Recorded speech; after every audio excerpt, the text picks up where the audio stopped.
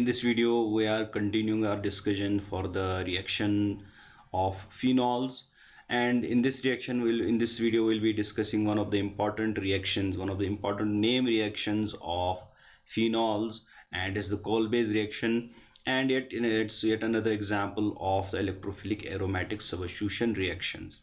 In this reaction, the phenol is converted to the hydrobenzoic acid, okay, by the action of, first of all, by the action of a base which converts the phenol into the phenoxide ion, which on the which then reacts with the carbon dioxide. This carbon dioxide molecule here acts as the electrophile, okay.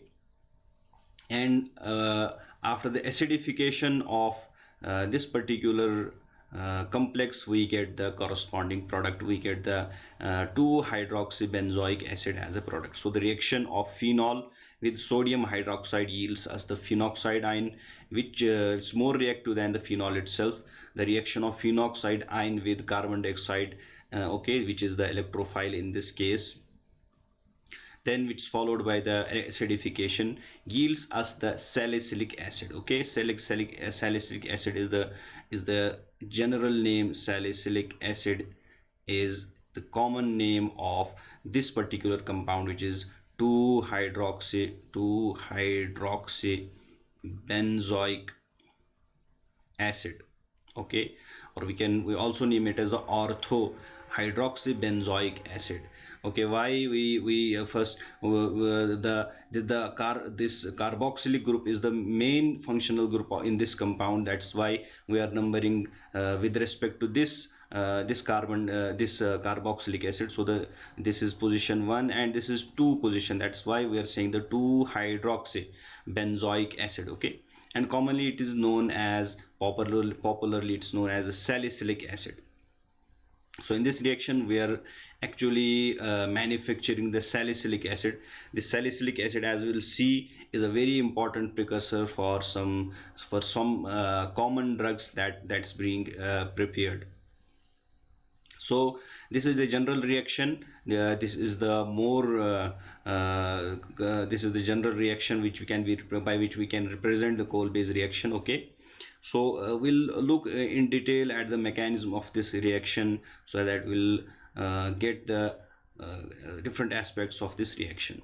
So what happens in the first step? There is a generation of this phenoxide ion. The phenol reacts with the base. The base we can take sodium hydroxide or also potassium hydroxide. So in this step, what the hydroxyl ion of the base abstracts the proton from the phenol, and this leaves as water from the reaction, okay. And we get the phenoxide ion. The phenoxide ion then is capable of attacking the electrophile. So this carbon dioxide here is the electrophile. The lone pair of electrons on the oxygen moves towards this carbon and forms a double bond, therefore generating a carbonyl group here. As a result, there is increased electron density at this carbon. So this pi bond is going to attack the carbon of the carbon dioxide. As a result, there is the formation of this intermediate product, okay. So in the next step, what happens? We have this hydrogen on this carbon. This hydrogen is because the aromaticity of this ring has been lost, and to regain the aromaticity, this hydrogen will collapse. This pair of electrons will collapse towards this carbon, and this will leave as a proton in the reaction, and this pair of electrons will be kicked up to the oxygen. As a result, we are regaining the aromaticity in this ring, and we have again this phenoxide ion here, okay. This hydrogen moves to this oxygen. As a result, we have a carboxylic group that has been generated here. And in the next step, this is the protonation step. In the protonation step, the acidic workup creates the phenol, creates the OH group. This proton is attached to the oxygen, because it's having negative charge on this oxygen. As a result, we are getting the 2-hydroxybenzoic acid, that is the salicylic acid. Salicylic acid.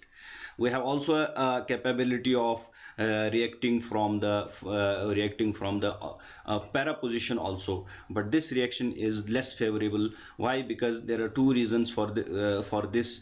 We have two reasons. One of the reasons is that there is increased electron density due to the presence of this negative charge, this phenoxide ion here, and due to the presence of this negative charge on oxygen, there is increased electron density on this carbon. That's why it's more capable of attacking the electrophile, that's the carbon dioxide. And also in the ortho product, there is a hydrogen bonding between this carboxylic group and the hydroxyl group. This hydrogen bonding makes it more stable. This increases stability of this compound. As a result, the 2-hydroxybenzoic acid, that's the ortho product, ortho hydroxybenzoic acid, is the most favorable product of this reaction. Okay. Now this salicylic acid is a very important precursor, and many different drugs are manufactured from this particular compound. If we look at these two drugs, we have the salicylic acid can be used for it's used for the preparation of, for the synthesis of aspirin. Aspirin is an analgesic and an antipyretic drug. Okay, it's used to relieve the pain and to decrease the body temperature. In this reaction, the salicylic acid, this is the salicylic acid, is reacted with an anhydride, acid anhydride, and with the acidic workup we get this is the aspirin. This is the aspirin.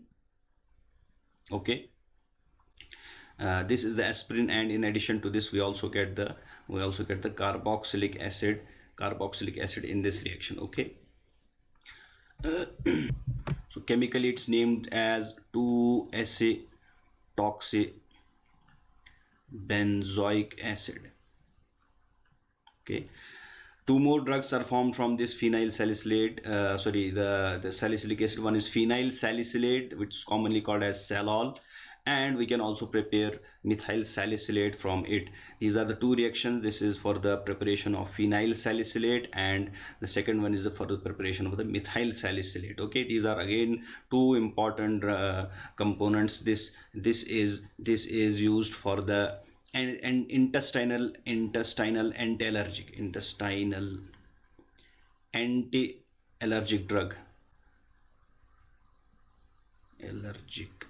drug. Okay, and this methyl salicylate is an important component of many perfumes. Okay, it's used as the flavoring agent in the perfumes. So these are the main drugs and main compounds that can be formed from this salicylic acid, which is obtained from the Kolbe's reaction. Okay. So in the next videos we'll be discussing some other important reactions of phenol.